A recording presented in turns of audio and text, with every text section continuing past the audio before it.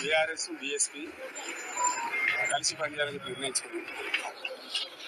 సిద్ధాంతపరంగా అనేక విషయాలలో సామీప్యత ఉంది. అమలు చేసినటువంటి దళిత బంధు కానీ, దళిత సంక్షేమానికి ఇచ్చినటువంటిది కానీ, రెసిడెన్షియల్ పాఠశాలలు కానీ, ఇంకా చాలా విషయాల్లో బలహీనల గురించి, వీకర్ సెక్షన్ గురించి పనిచేసిన చరిత్ర ఉంది. కాబట్టి దాన్ని అనుసరించుకొని ఒక ప్రతిపాదన వస్తే ఇద్దరంగా చర్చించండి ప్రవీణ్ గారు వాళ్ళు హైకమాండ్ కూడా మాట్లాడింది. అక్కడి నుంచి వారి అనుమతి తీసుకొని మేము చర్చలు చేసిన తర్వాత కలిసి పని చేయాలని చెప్పి స్థూలంగా ఒక నిర్ణయానికి వచ్చాం. అది చేస్తాం కూడా. మిగతా విషయాలు మీకు కావాల్సిన లెక్కలన్నీ రేపు రేపు అనుకుంటాం. ఈరోజు స్థూలంగా అయిపోయింది. బేసిక్గా ప్రిన్సిపల్ అయింది. అప్పుడు కొన్ని సీట్లు వాళ్ళు పోటీ చేయాల్సిందే, కొన్ని సీట్లు మేము పోటీ చేయాల్సిందే. సార్ అలా అనుకున్న తర్వాత గౌరవప్రదంగా ఉంటుంది కదా. మీరు తెలియదు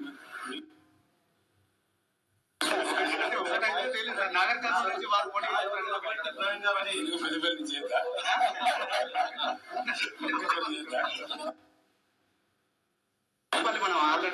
వరంగల్ స్టేట్ ప్రెసిడెంట్ వరంగల్ చేద్దా ఇక్కడ ఏం చేయదు. దానికే ఉంటుంది. జనరల్ సీట్ కూడా చేయొచ్చు. జనరల్ సీట్ కూడా చేయొచ్చు. నేను ఇంకా తనతో మాట్లాడలేదు.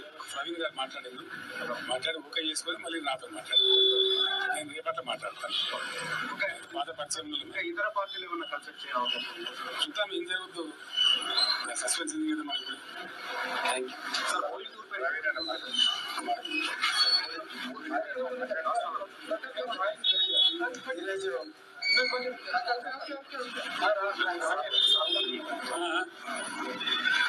ఈరోజు తెలంగాణ మాజీ ముఖ్యమంత్రి శ్రీ పెద్దలు గౌరవనీయులు శ్రీ కేసీఆర్ గారిని కలిసినందుకు చాలా ఆనందంగా ఉంది. మరి ఈ తెలంగాణనే కాదు, యావత్ భారతదేశం కూడా ఈరోజు లౌకికత్వం అంటే సెక్యులరిజం, లౌకికత్వం ప్రమాదంలో ఉన్నది. మరి భారతీయ జనతా పార్టీ చాలా పెద్ద ఎత్తున కుట్ర చేస్తూ ఉన్నది దేశాన్ని చిన్నభిన్నం చేయడం కోసం.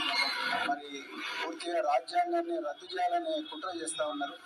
సో ఆ పరిస్థితుల్లో మరి సెక్యులర్ పార్టీ అయినా, మరి సెక్యులర్ భావాలు కలిగి సెక్యులరిజాన్ని నిరంతరం కాపాడిన మరి భారతీయ రాష్ట్ర సమితి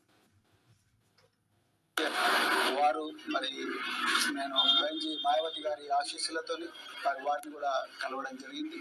సో ఈ తెలంగాణలో ఈ రాజ్యాంగానికి ప్రమాదం ఏదైతుందో, లౌకికత్వానికి ఏదైతే ప్రమాదం ఉందో, ఈ బీజేపీ నుంచి తర్వాత మరి ఈ మధ్యనే కాంగ్రెస్ కూడా మరి బీజేపీ లాగానే మారుతా ఉన్నది. ఈ రెండు పార్టీల నుంచి ముప్పు నుండి మరి తెలంగాణను కాపాడడం కోసం మరి మేము అంటే బహుజన్ సమాజ్ పార్టీ మరి భారతీయ రాష్ట్ర సమితితో కలిపి మరి పార్లమెంట్ ఎలక్షన్లలో కలిసి పనిచేయాలని ఇప్పుడే మరి పెద్దలు గౌరవనీయులు కేసీఆర్ గారి దగ్గర మరి మాట్లాడడం జరిగింది. మరి తప్పకుండా మరి ఇంతకుముందు మీరు అన్నట్టుగా సీట్ల సర్దుబాటు విషయం ఏదైతుందో, ఈ షీట్ షేరింగ్ విషయం అయితే మళ్ళీ మేము మా అధిష్టానానికి నివేదిస్తాం. అదేవిధంగా మరి మన మాజీ ముఖ్యమంత్రి గారు తప్పకుండా బెంజీ గారితో కూడా మాట్లాడతారు. సో దాని తర్వాత మరి ఇరు పార్టీలు ఒక నిర్ణయానికి వచ్చిన తర్వాత తప్పకుండా తెలంగాణలో ఈ స్నేహం అనేది తప్పకుండా తెలంగాణ ప్రజల జీవితాలను మారుస్తుంది. తెలంగాణ ప్రజల విలువలను ఏదైతే గంగా జమున తహజీబ్ అని అంటున్నామో ఆ విలువలను, ఆ సంస్కృతిని తప్పకుండా కాపాడుతుంది. బహుజన వర్గాలందరి జీవితాలు బాగుపడతాయి. ఇలా నిరుద్యోగులు సంతోషంగా లేరు. సో పట్టుమని 4 నెలలు కాలేదు, ఇప్పటికీ మళ్ళీ నిరుద్యోగులు రోడ్ల మీదకి వచ్చే పరిస్థితి.